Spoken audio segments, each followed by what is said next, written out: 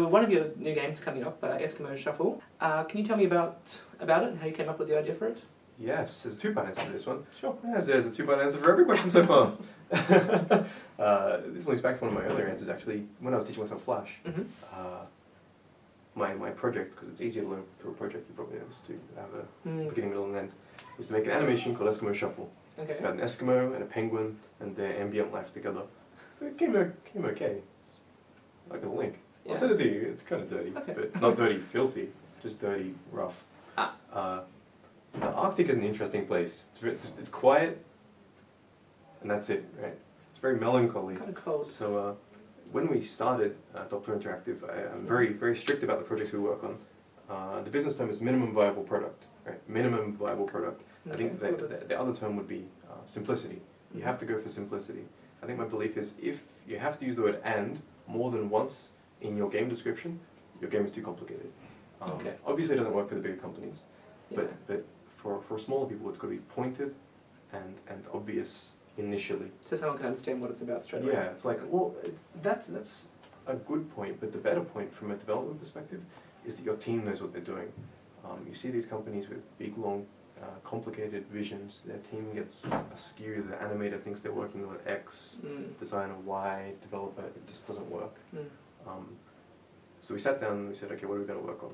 And I said, let's make a fishing game. Okay. Yeah. We'd just been playing Animal Crossing on DS. And have you played it? I have played Animal Crossing and on GameCube too. It's very I enjoyed it a bit. I didn't play too much. I just watched the partner played in work gaming time, which is fantastic. It's quite an interesting game. It's like a new genre sort of. Yeah, it's like all over the shop too, but in a good way, and I liked it. But the thing I liked is for anyone who hasn't played it, you walk around and there's some water, right? And occasionally you see a shadow in there, and that's a fish. Yeah. A fish is swimming around. I love that because a lot of games you throw your bobber into the water, and the fish will just come out of nowhere. Yep. Makes no sense, right? In real life, that's how it works, because you can't see that. But in a game, it's good to be able to see it. So I said, okay, let's make a fishing game. We'll make it a game where you can see the fish, and we'll make it nice and ambient. And I also want a game, this is how we put our products together. We always have a few keywords. We have a requirement, so you can see the fish. You can walk around. And my technical requirement is I want the world to be circumnavigable. So if you keep walking in one direction, you'll come back to where you started. Okay. It keeps going because life keeps going. Yep. I always like that as a little feature. So they were our requirements.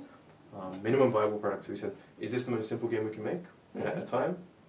With enthusiasm, we said, yes, it is. It's not, by the way. It's actually a lot harder than it sounds. So that's where the concept came from. Minimum viable product. So how would you define Eskimo Shuffle? That's good. Eskimo Shuffle is a fishing game. Okay. You play an Eskimo, and it's your job to catch fish, and then the super secret gameplay. See, I'm a big fan of having no help in the game. You just say, because if you show somebody a screen with a pond of fish, and you've got a fishing rod, they're going to go, I'm going to fish in that pond. Yeah. It's self-explanatory. But then there always should be more. Like in Shadow of the Colossus, when you can eat the lizard tails and you get more power. It's good.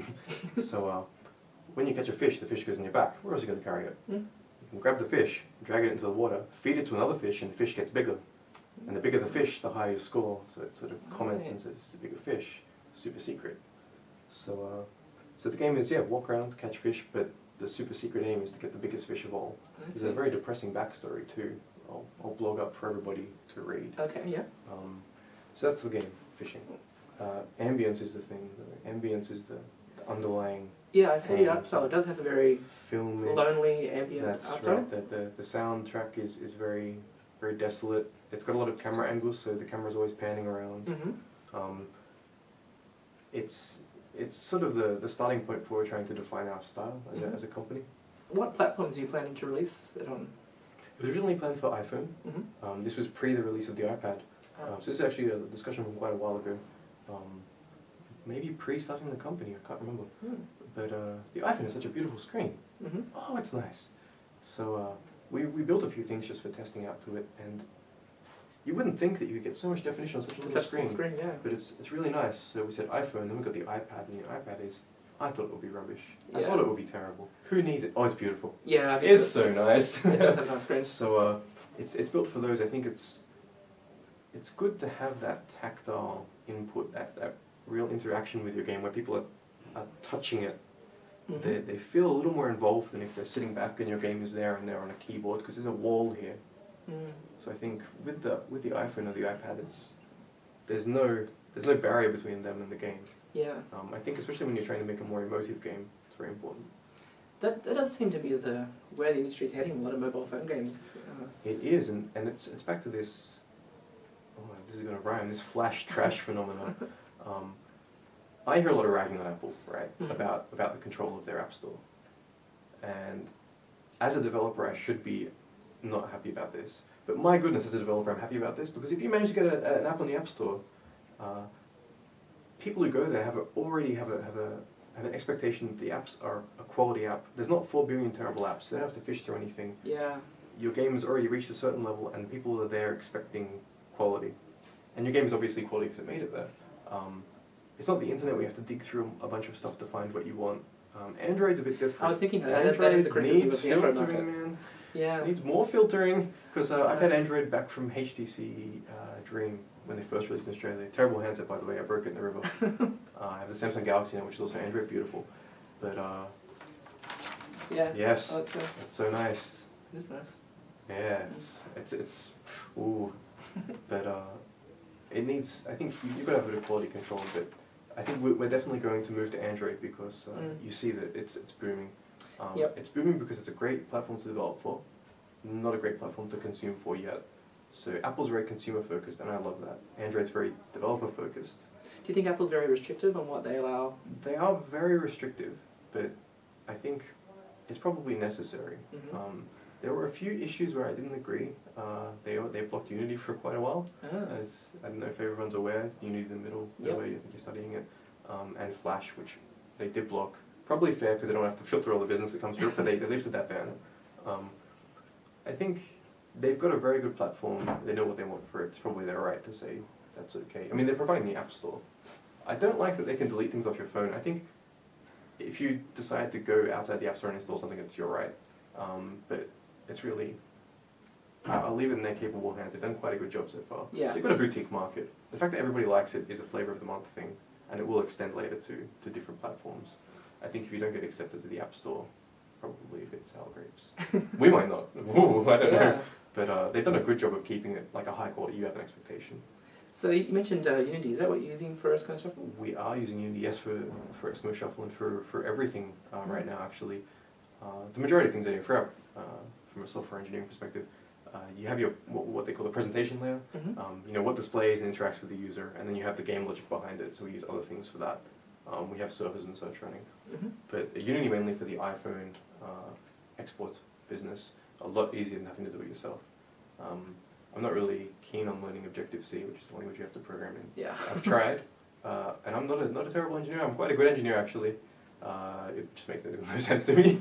The Unity is quite good. There are definite drawbacks, but I think it's a pretty nice product. Yeah. I encourage everybody to check it out. I guess that's what you were saying before about we're now in a zone where there's a lot of these middleware products, and that you can use. You don't really have to start from scratch on everything. Exactly. I think it makes it easier for experienced people to do good things quickly.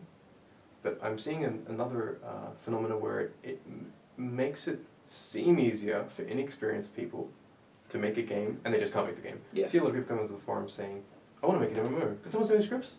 I certainly cannot send you scripts. I've got a few posts up on YouTube with my personal stuff I used to do.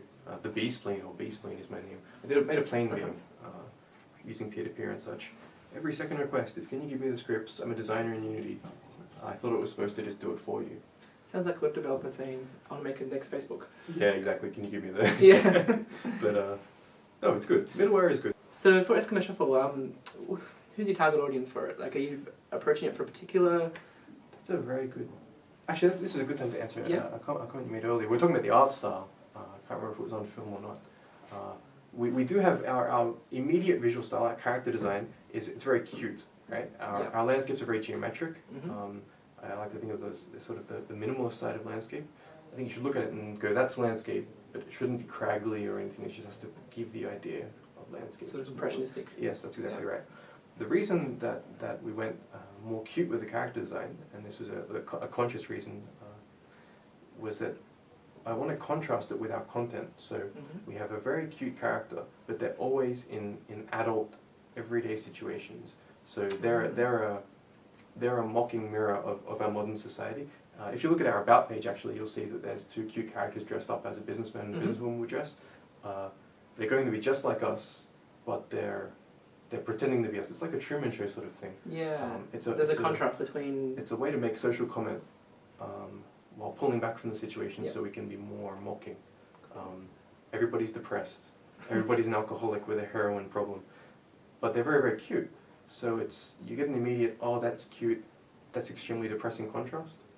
There's quite a contrast there. Yeah. So to answer your question from an audience perspective, it's very tricky. What we're really hoping is that the cute style doesn't turn off more mature gamers. It could, but we'll offset that with content releases that show what it's for. Happy Tree Friends and Friends did it. I don't support their content. I don't actually enjoy it very much, but that's the sort of thing. Yep. But I think, to be honest, anybody who wants to view or experience our art, I'd love them to. I wouldn't want to pigeonhole us in a particular area. Man, if everybody plays it, I'll be very happy. Hey. So how many people are working on it? It's just you and your other... This is a side project, so I usually try to keep it to one person. So it was just going to be me originally. I've pulled in the other head of design, Jessica, to do the textures because she got a pretty good style together for that. We actually have an interesting business model. Actually, we briefly covered this in email. We don't believe in offices and don't believe in salaried staff. So you're working from home? Believe in, wherever anyone wants to work work from. That's right. So free-range employees, it's a fantastic life. It's hard to manage those, so you have to really hire carefully. Yeah. We either hire you as a partner or you're on as a contractor. So far, there's no partners.